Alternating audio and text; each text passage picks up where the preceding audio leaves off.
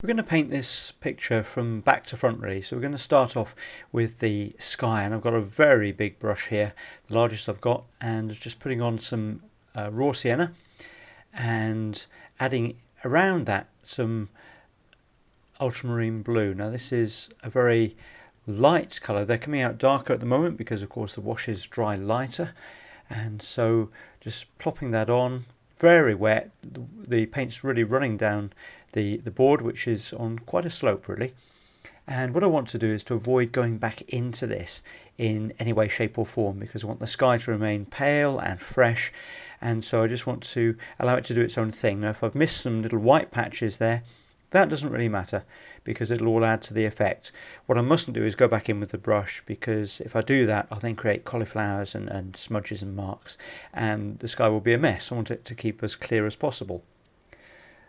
So that's that, and while I've got the big brush, might as well put in the ground as well and allow the two things to merge together. So I mix up some more raw sienna and just pop that in onto the ground here.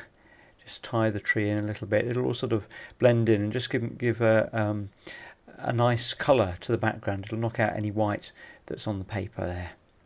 Just take it over the bank on this side.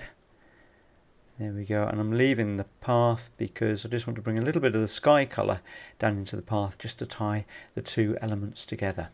So there we are, and we'll let that all dry. Now I can come in with the skyline in the background, the mountain ridge, the hills there, and come in with a little bit of like purple colour. Just ease that down with a damp brush, just to lighten it a little bit towards the bottom, and or there's a little bit pop in on the other side of the tree over here. There we go.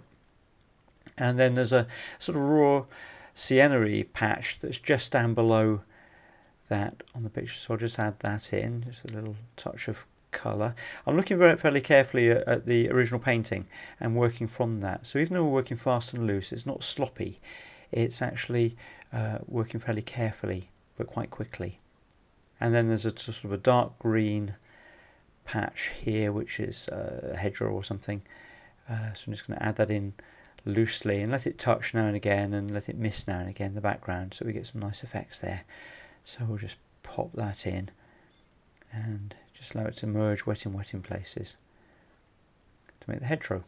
And then again we'll just let that dry. Time now for some of these background bushes. So I've got some burnt sienna this time, and just coming in to create masses of colour. Really want to just do this quite quickly again, and we're just producing one colour really for each mass of bushes that's there. We're not going to fiddle around too much with it. I just really want to keep it nice and simple, and to separate the masses of foliage out either with little lines that are left as we don't let the colours touch, or by separate colours. Well, I've got this burnt sienna on the brush, come over here and do this patch as well. It's always good to work fast. If you've just got one colour on the brush, you put it down and on the paper wherever you see that colour. It says washing the brush out.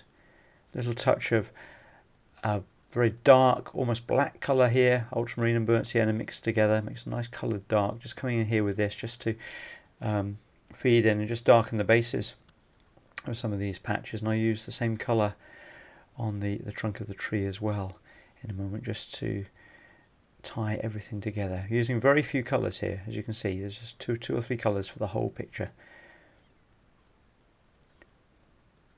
Putting in this lovely shadow that just creeps up the bank there, and then we'll just tie that into the top with a little bit of colour here, just another bit of bush there, a bit of raw sienna, just tied in there.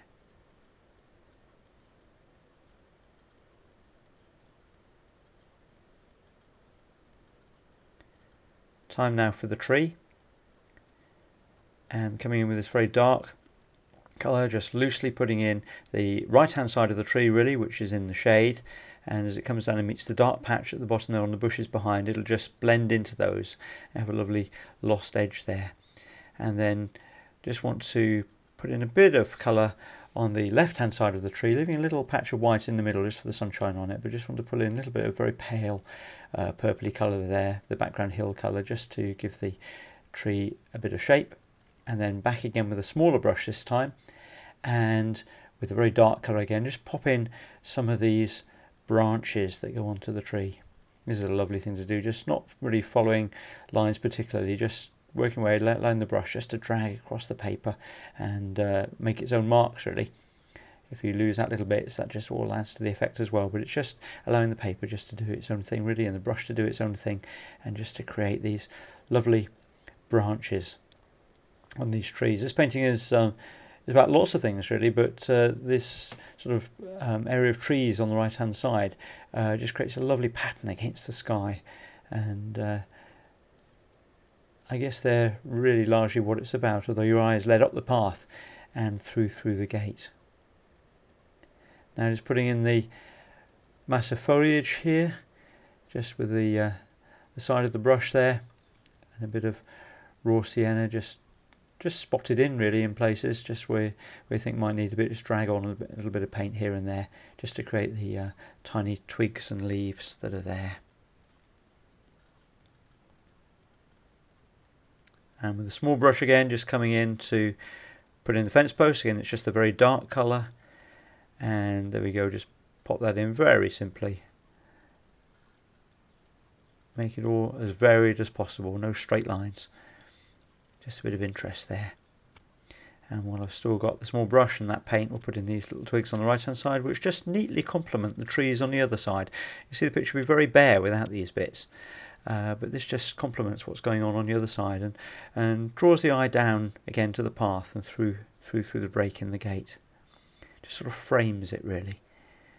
And again, we just want to put on some little twigs and bits of leaves and things at the top there. So again, just dragging the brush very lightly with some very pale paint on.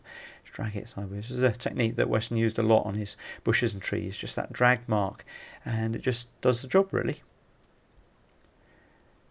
Finishing off with a few little bits, a little bit of a bush up there just to make that a little bit more interesting, and a bit of shadowing on the path, and I think we just put a little bit of shadow on the right hand side here as well, and that just finishes off the picture nicely.